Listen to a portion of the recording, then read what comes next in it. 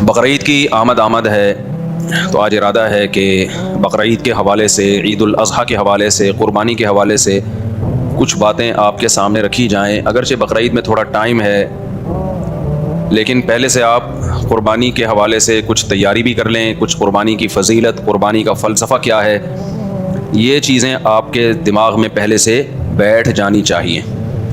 سمجھ میں آ رہی ہے بات کہ نہیں آ رہی ہے؟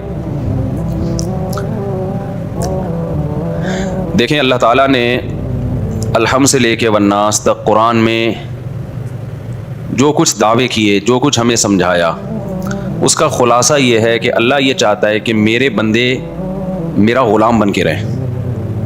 ویسے تو غلام ہیں، اللہ کی ملکیت ہے، لیکن یہ اس غلامی کو تسلیم کریں۔ عبدیت جسے کہا جاتا ہے، وما خلقت الجن والانس الا لیعبدون۔ اللہ کہتے ہیں میں نے جنات اور انسانوں کو صرف اپنی عبادت کے لیے پیدا کیا۔ عبادت کا مطلب عبد کہتے ہیں غلام کو، تو غلامی کے لیے بنایا اللہ نے، کس کی؟ اللہ کی۔ لیکن انسان اس غلامی کو قبول کرنے کے لیے تیار نہیں ہے، وہ چاہتا ہے آزادی، لیکن نتیجے میں پھر وہ کسی اور کا غلام بن جاتا ہے۔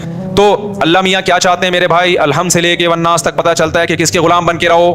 بولو، اللہ کے۔ اب اسلام چاہتا ہے کہ آپ اللہ کی غلامی کریں، تو اللہ کہتے ہیں غلامی کا زبانی دعویٰ قبول نہیں ہے، پریکٹیکل کر کے دکھاؤ، پریکٹیکلی یہ شو کرو کہ میں کس کا غلام ہوں؟ بولو، اللہ کا۔ اب اس کے لیے اللہ نے دو طرح کے حکام دیے ہمیں۔ ایک حکام تو وہ ہیں جن کی کوئی لاجک بنتی ہے، جن کو ساری دنیا کہتی ہے ویل ڈن، بہت اچھا کام مسلمان کرتے ہیں۔ مثال کے طور پر مسلمان زکوٰۃ دیتے ہیں، اس سے غریبوں کو فائدہ ہوتا ہے۔ ساری دنیا کیا کہتی ہے؟ اسلام کا یہ برا حکم ہے یا اچھا حکم ہے؟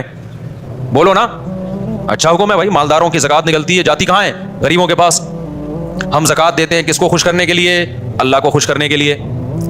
اللہ میاں نے ہمیں حکم دیا صدقہ فطر کا، عید سے پہلے صدقہ فطر نکالو۔ دنیا میں کسی غیر مسلم کو اس پہ کوئی اعتراض ہے؟ بولو نا، کوئی اعتراض نہیں ہے، دینا پڑے گا ہمیں، غریبوں کو فائدہ ہوتا ہے۔ ہم اللہ کی غلامی بھی شو کر رہے ہوتے ہیں کہ اللہ کے آرڈر پہ ہم دے رہے ہیں، تبھی تو ہندو تھوڑی دیتے ہیں عید الفطر میں، عیسائی دیتے ہیں عید الفطر میں، مسلمان دیتے ہیں، یہ شو کرنے کے لیے کہ ہم کس کے بندے ہیں؟ اللہ کے۔ اللہ نے ہمیں حکم دیا کہ عید کی خوشیوں میں غریبوں کو شریک کرنے کے لیے کیا دو؟ صدقہ فطر۔ اور اللہ نے کہا جس کے جتنے زیادہ بچے ہیں وہ اتنا زیادہ صدقہ فطر دے۔ اللہ میاں کیا چاہتے ہیں؟ اللہ کے غلام بن کے رہو، تو اس غلامی کو ثابت کرو اپنے عمل کے ذریعے۔ تو عمل دو طرح کا اللہ نے دیا، ایک عمل وہ جس پر سب کی طرف سے بلے بلے ہوگی، سب کہیں گے ویل ڈن، زکوٰۃ دینا، صدقہ فطر دینا، رشتہ داری جوڑنے کے لیے ان پہ خرچ کرنا، یہ سارے کام وہ ہیں جس پر غیر مسلم بھی خوش ہوتا ہے، مسلم بھی۔ اللہ میاں نے کہا کچھ کام ایسے آرڈر کروں گا جس پہ غیر مسلم کو اعتراض ہوگا اور تمہاری بھی عقل کہے گی یہ میری سمجھ میں کام نہیں آ رہا۔ وہ کام ہوں گے جن کے کرنے سے یہ پتا چلے گا کہ تم اپنے آپ کو کس کا غلام سمجھتے ہو؟ اللہ کا۔ کیونکہ غلام کے پاس نو کا آپشن بھی نہیں ہوتا، اور غلام کو اس کی بھی اجازت نہیں ہوتی کہ وہ آپ کے آرڈر کی لاجک آپ سے پوچھنا شروع کر دے۔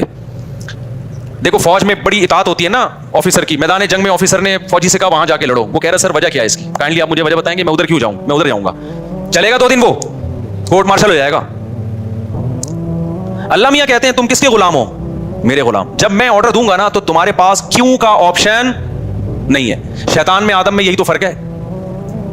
اللہ میاں نے فرشتوں کو حکم دیا آدم کو سجدہ کرو، فرشتوں نے کہا کہ کیوں؟ ہم نور سے بنے ہوئے، یہ مٹی سے، ہمارے سامنے دیکھو آفس میں کوئی نیا امپلائی آ جائے نا، اس کی تنخواہ پرانوں سے زیادہ ہو، پرانے والے کہیں گے یہ نیا آیا ہے اور اس کو ڈبل تنخواہ دے رہی ہے، ہم 20 سال سے جھک مار رہے ہیں یہاں پہ، اعتراض ہوتا ہے کہ نہیں ہوتا؟ وہاں اعتراض بنتا ہے، کیا کریں، کیونکہ آپ باس کے غلام نہیں ہیں، ٹھیک ہے نا؟ تو یہی اعتراض فرشتے بھی کر سکتے تھے، اے اللہ ہم ہزاروں سال سے تیری عبادت کر رہے ہیں، ہمیں تو نے نور سے بنایا، لائٹ سے بنایا، اور یہ ہمارے سامنے ایک سڑے ہوئے گارے سے، بدبودار گاڑے سے، گارا جو مٹی کا ہوتا ہے جس میں سڑان پیدا ہو گئی تھی، اس سے تو نے ہمارے سامنے اس کو بنایا، اب تو ہمیں حکم دے رہا ہے کہ اس کو ہم سجدہ کریں؟ تو یہ بات ہماری سمجھ میں نہیں آتی، لیکن فرشتوں نے ایسا اعتراض بولو نہیں کیا۔ کیوں؟ فرشتے کہتے تھے، مانتے تھے کہ ہمیں بنایا اللہ نے ہے، اس کی مرضی بھائی، جو آرڈر ہمیں دے گا ہم اس کو بجا لائیں گے، چاہے ہماری کھوپڑی میں آئے یا نہ آئے۔ شیطان نے کیا کہا؟ شیطان نے کہا خلقتنی من نار وخلقتہ من طین، مجھے آگ سے بنایا، میں پرانا ہوں، یہ بھی نیا میرے سامنے آیا، یہ مجھے سجدہ کرے نا، میں کیوں اس کو سجدہ کروں؟ اب ہونا یہ چاہیے تھا اللہ میاں بیٹھ کے شیطان کو سمجھاتے کہ نہیں، اصل میں بات یہ ہے کہ اگرچہ یہ بعد میں پیدا ہوا ہے یا یہ مٹی سے بنایا ہے، لیکن اصل میں اس کا جو میں نے دماغ دیا ہے، اس میں جو علم کی صلاحیت دی ہے وہ تم سے زیادہ۔ لیکن اللہ میاں نے شیطان کے سامنے ایسی کوئی لاجک پیش، یار آپ لوگ جملہ مکمل کر لیا کریں، نہیں کی ہے، اس کو سمجھایا نہیں بٹھا کے کہ ایکچولی یہ بات تو تمہاری فی نفسی درست لگتی ہے مجھے، لیکن ایک دوسرے پہلو سے غور کرو، کیوں وہ اللہ ہے، وہ کون ہے؟ وہ خدا ہے, وہ پھر خدا کس بات کا بھائی اگر وہ بیٹھ کے سمجھانا شروع کر دے. اللہ میاں نے شیطان کو سمجھایا نہیں کہ دیکھو یوں ہے. اللہ میاں نے کہا کہ فخرج منہا فانک رجیم, تو مردود ہے آج سے, دفع ہو جائے یہاں سے. سمجھ میں آ رہی ہے بات کہ نہیں آ رہی؟ شیطان کو پھر بھی عقل نہیں آئی کہ اللہ غصے میں ہے, میں سوری کر لوں.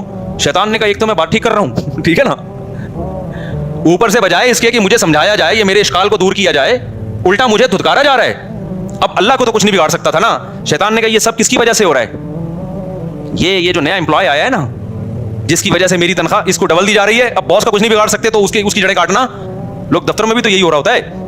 تو شیطان نے کہا خدا کے ساتھ تو کچھ نہیں کر سکتا میں, اس آدم کو نہیں چھوڑوں گا میں. اب تک اکڑا ہوا ہے, اب تک اکڑا ہوا ہے شیطان. تو اللہ میاں نے اس میں ایک سبق دے دیا کہ میرے کچھ احکام ایسے ہوں گے جن کی لاجک تمہاری سمجھ میں بولو نہیں آئے گی. تو جو میرے بندے ہوں گے مجھے مانیں گے, وہ لاجک جانے بغیر میرے حکم پر عمل کریں گے. قربانی بھی انہی اور حج بھی انہی حکام میں سے ایک حکم ہے. حج میں ہم شیطان کو کنکریاں مار رہے ہیں, وہاں کوئی شیطان نہیں ہے بھائی. ایک سعودی حکومت نے یہ لگایا ہے پتھر. ونس اپون اے ٹائم یہاں شیطان تھا جب ابراہیم علیہ السلام نے مارا تھا. اب تھوڑی وہاں شیطان ہے, اب تو وہ پتھر اس لیے لگا ہوا ہے تاکہ کسی اور بندے کو نہ مار دو آپ شیطان کے. تو ایک نشانی لگا دی بھائی یہاں مارنا ہے پتھر, ورنہ پاکستانی پتہ نہیں کدھر کدھر جا کے مار رہے ہوتے. پی ٹی آئی والے مسلم لیگیوں کو مار رہے ہوتے ہیں, مسلم لیگ والے پی ٹی آئی والے کو, اور شیطان پر رکھ کے آ جاتے. تو ہمارے یہاں تو اختلاف اعتدال سے نہیں ہوتے نا. تو وہاں حکومت سعودیہ نے نشان لگایا, ورنہ وہاں اصل میں کوئی نشان بھی نہیں تھا, اور وہاں بھی شیطان ہے بھی نہیں, لیکن حکم دیا گیا کیا کرنا ہے بھائی. اب بے وقوف لوگ کہتے ہیں کیسا حکم ہے یار, جا کے پتھر مارو, اس کے لیے ہم 10-15 لاکھ روپے خرچ کرنے آئے ہیں یہاں پہ. لیکن جو خدا کو مانتے ہیں وہ کہتے ہیں جو خدا کہے گا ہم وہ, ان کو اس عبادت میں بڑا مزہ آتا ہے. خدا کی قسم, حج میں جو رمی کے وقت ایمان بنتا ہے نا, وہ کسی اور موقع پہ وہ جذبات پیدا نہیں ہوتے. لاکھوں لوگ ایسے دیوانوں کی طرح اٹھا کے کنکریاں, یا اللہ یہ 7 کنکریاں مارنے کے لیے 18 لاکھ روپے خرچ کر کے آئے ہیں. ہاں بھائی اسی کام کے لیے, کیونکہ یہ کنکری برائے کنکری نہیں ہے, یہ آرڈر کس کا ہے, یہ خدا کا حکم ہے, اس نے بولا یہ کام کرو. تو جو اللہ کے ماننے والے ان کے لیے یہ کنکری کا عمل ایمان کے بڑھنے کا ذریعہ بن جاتا ہے. جو نہیں ماننے والے وہ لاجک کی تلاش کرتے رہتے ہیں, یار اس کام, ایسے بھی لوگ ہم نے دیکھے ہیں لبرل لوگ, ابے یہ کیا ہے یار, عرفہ میں جا کے بیٹھ گئے, دھوپ میں جا کے بیٹھ گئے, اور بغیر سلے ہوئے کپڑے پہن لیے, بس وہ چادریں 2 باندھ لی, کبھی ادھر جا رہے ہیں, کبھی مینا سے نکل کے ادھر جا رہے ہیں, کبھی مینا میں آ کے بیٹھ رہے ہیں. کیا ہے یار, یہ بور ہو جاتے ہیں لوگ, ٹینشن میں آ جاتے ہیں کہ اس کی لاجک کیا ہے, سمجھ میں نہیں آ رہا. اسی وجہ سے بہت سے حج کرتے ہی نہیں ہے.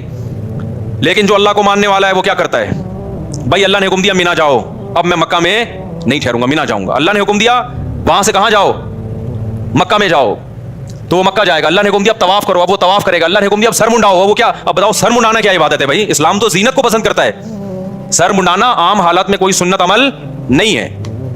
نبی نے ہمیشہ بال رکھے ہیں, لیکن حج عمرے کے موقع پہ سر منڈا لیا. یا قصر کیا, قصر بھی جائز ہے, بال چھوٹے کرانا بھی جائز ہے. کیونکہ مجھ پہ لوگ طنز کر رہے ہوتے ہیں جب میں عمرہ کر کے آتا ہوں, کہتے ہیں اس میں تو 6 عمرے اور ہو سکتے ہیں, ابھی اتنے بڑے بال ہیں کہ 6 عمرے اور ہو سکتے ہیں. تو شروع میں ہم نے ٹرین کرا لی تھی, اب قصر کر لیتے ہیں. تو خیر, تو قربانی بھی اسی طرح ہی ہے. اللہ نے حکم دیا ابراہیم علیہ السلام کو اپنے بیٹے کو ذبح کرو. ابراہیم نے اللہ سے کوئی لاجک نہیں پوچھی, ورنہ تو سب سے زیادہ اللاجیکل کام تو وہ تھا. آج غیر مسلم ہم سے کہتا ہے اتنے ہٹے کٹے جانور, یہ جانور ہم اسٹور کر لیتے, پورے سال میں غریبوں کو کتنا فائدہ ہوتا, گوشت سستا ہو جاتا. تم ایک ہی دن میں کروڑوں اربوں جانور کاٹ دیتے ہو, اور حج کے موقع پہ کتنا کٹتا ہے ایک ہی دن میں. یہ سارا جانور, یہ دنیا میں ایک بہترین غذا ہے گوشت, جو سب سے زیادہ کھائی جانے والی پروٹین والی غذا ہے. تم اس جانور کو ہلاک کر دیتے ہو, کاٹ دیتے ہو, ان کا کیا قصور ہے؟ ہم کہیں گے بھائی پیدا کس نے کیا ہے, اللہ نے. وہ ویسے بھی تو مار سکتا ہے نا, اور اس میں ان جانوروں کا حقیقت میں فائدہ ہے. ورنہ جن جگہوں پہ جانور نہیں کٹتے ان میں ان جانوروں کی حالت تو دیکھو.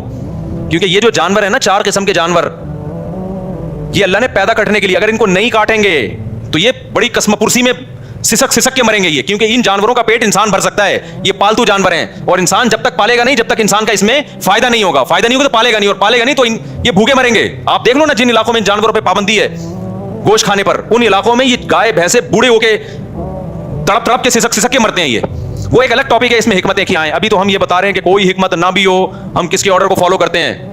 خدا نے حکم دیا یہ جانور میں نے پیدا کیے, ان کو میں نے تمہارے لیے مسخر کیا. تو بقرعید کے 3 دنوں میں اللہ کو جانور کا خون بہانے سے زیادہ کوئی عمل محبوب نہیں ہے. اب غیر مسلم ہم سے کہہ سکتا ہے کہ ٹھیک ہے اگر آپ نے جانور کاٹنا ہی ہے تو کچھ ڈسیبل جانور ہوتے ہیں, کچھ لنگڑے ہوتے ہیں, کچھ کاڑے ہوتے ہیں, وہ ویسے ہی ضائع ہونے والے ہیں, تو ان کو کاٹ دو تاکہ ان کا گوشت کام آ جائے.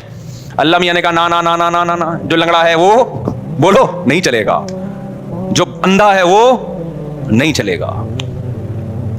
بھائی ایسا ہی ہوتا ہے نا ہمارے یہاں, تو جو مرغی بیمار ہوتی ہے اب کاٹنا ہی ہے اس کا علاج, کیونکہ وہ تو ویسے ہی مر جائے گی. ابھی ہماری ایک مورنی مر گئی, ہمیں افسوس یہ ہوا کہ پہلے ہم کاٹ دیتے تو اچھا تھا, کام آ جاتی. سمجھ میں آ رہی ہے بات؟